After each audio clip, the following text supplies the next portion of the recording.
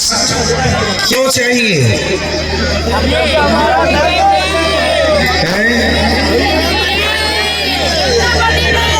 हम सब देखो हिंदू राष्ट्र इसलिए चाहते हैं, और हिंदू राष्ट्र की शुरुआत आप आज से ही कर लो।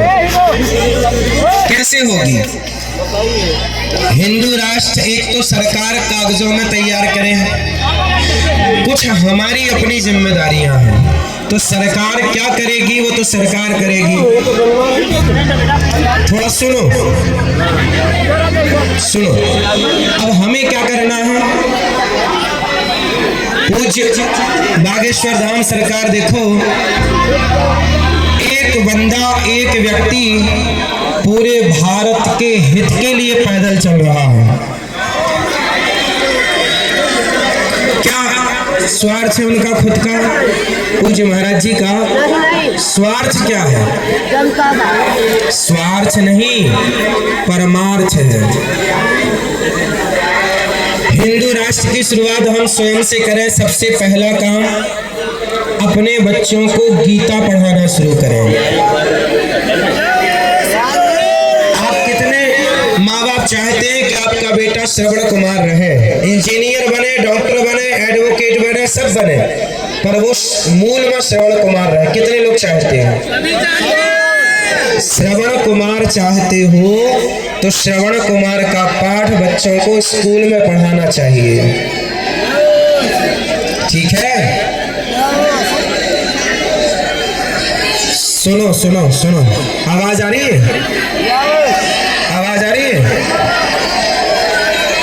सुनो, सावधान होकर सुनो। रुको रुको, शोर करना है कि सुनना है? सुनो, सबसे पहले क्या करना चाहिए? अपने बच्चों को गीता, अपने बच्चों को रामायण और अपने बच्चों को श्रवण कुमार की कथा सुनानी चाहिए, पढ़ाना चाहिए। क्यों? क्योंकि जब तक बच्चे पढ़ेंगे नहीं तब तक बच्चों में संस्कार नहीं आएगा। आप शंकर जी के मंदिर जाते हो? ये यात्रा का नाम क्या है? सनातन। जरा सोचिएगा, जरा सुनिएगा। भगवान शंकर के मंदिर में सबसे पहले शंकर जी के मंदिर में नंदी और शेर, दुर्गा जी का वाहन, माँ पार्वती जी का वाहन। शेर और नंदी दोनों एक दूसरे के दुश्मन हैं।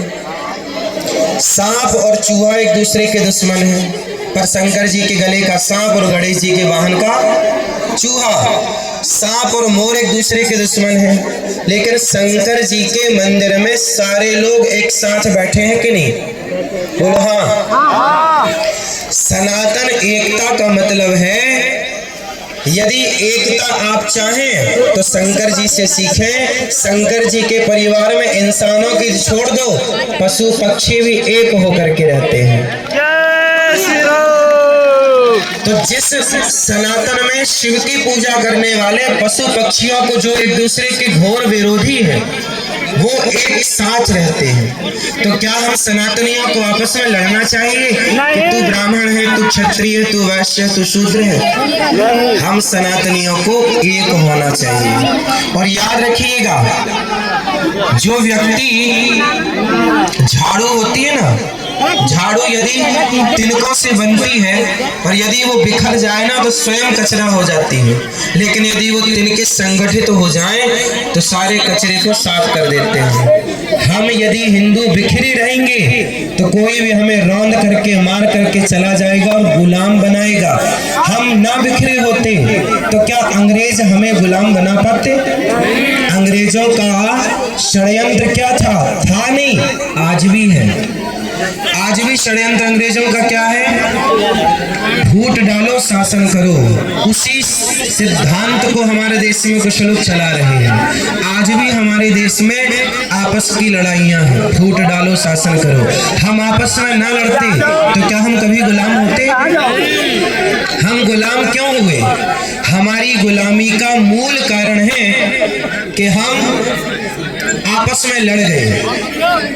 अब संत जन क्या कह रहे हैं कि अब भैया आपस में ना लड़ना, यदि अब लड़ोगे तो अब गुलाम फिर से हो जाओगे। वो गुलाम अब अंग्रेजों के नहीं, पहले मुगलों के गुलाम हुए, फिर अंग्रेजों के गुलाम हुए, अब आपस में लड़के किसके गुलाम होना चाहते हो ये बताओ? किसके गुलाम होना चाहते हो? यदि गुलामी नहीं चाहते, कितने लोग गुलामी नहीं चाहते? गुलामी नहीं चाहिए तो कसम खाओ कि हम आपस में कभी नहीं लड़ेंगे, सनातनी संगठित रहेंगे। रहोगे संगठित? आप संगठित रहें, ये चिंता संतों को है। यदि आप बिखर गए ना तो समूल नष्ट हो जाएगा।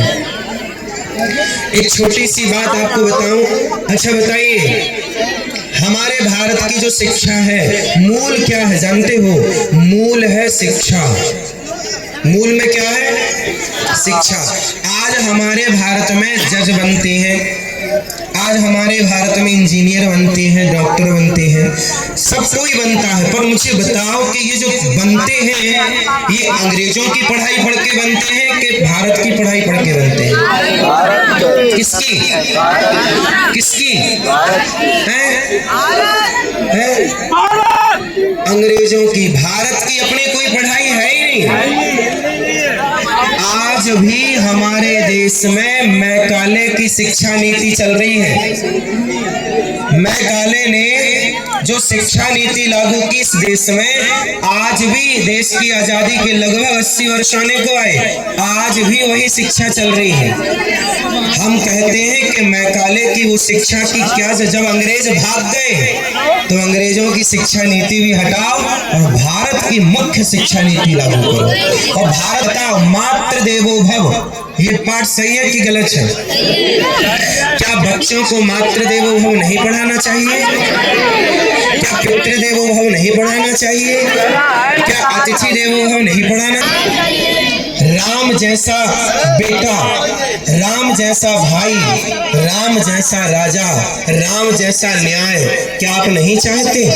यदि राम जैसा आदर्श आप अपने बेटे में देखना चाहते हो तो आप अपने बेटे को बाबर न पढ़ाओ, राम को पढ़ाओ।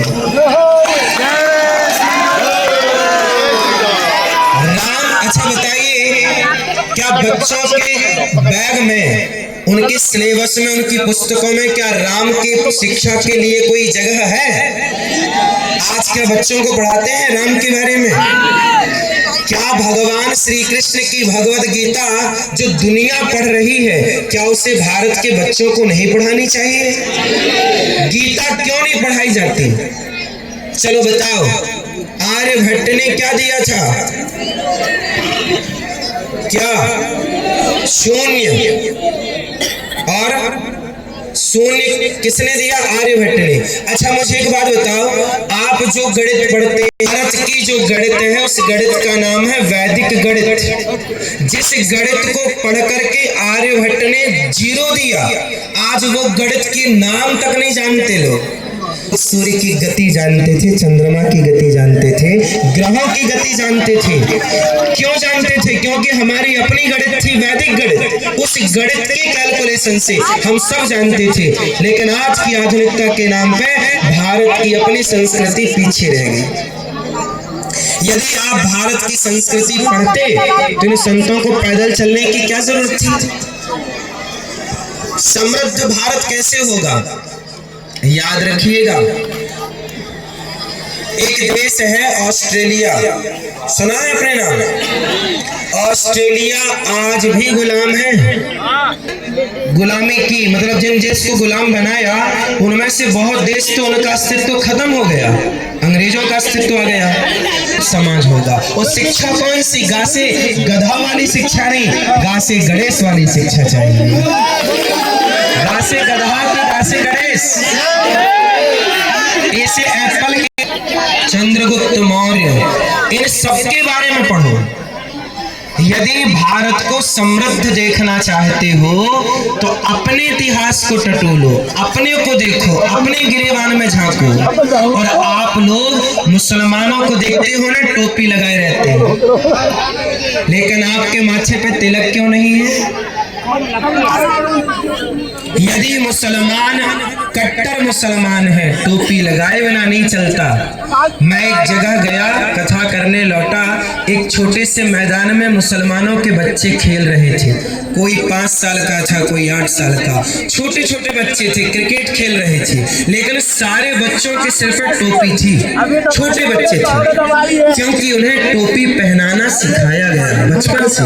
छोटे छोटे मुसलमानों के बच्चे ना कुरान पढ़ना जानते हैं, लेकिन आपके बच्चे हनुमान चालीसा पढ़ना भी नहीं जानते। आपके बच्चे तिलक लगाए तो लोग हंसते, देखो तिलक लगाए हैं। अरे मुसलमान कभी नहीं हंसता कि टोपी क्यों लगाए हो, तो आप क्यों तिलक लगाने में हंसते हो या तिलक लगाने में संकोच करते हो?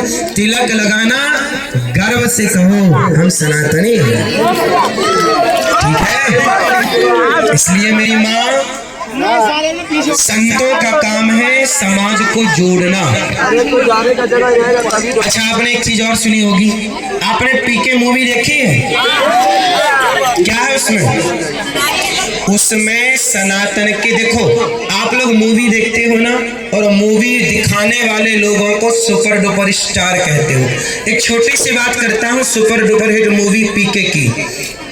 उस मूवी में शंकर जी का अपमान किया गया कि नहीं? लेकिन उस मूवी के आखिरी में देखना, एक हिंदू लड़की को एक मुसलमान लड़के से प्यार हो गया है। उस मूवी का अंत, उस मूवी का अंत कहाँ होता है जरा बताइए?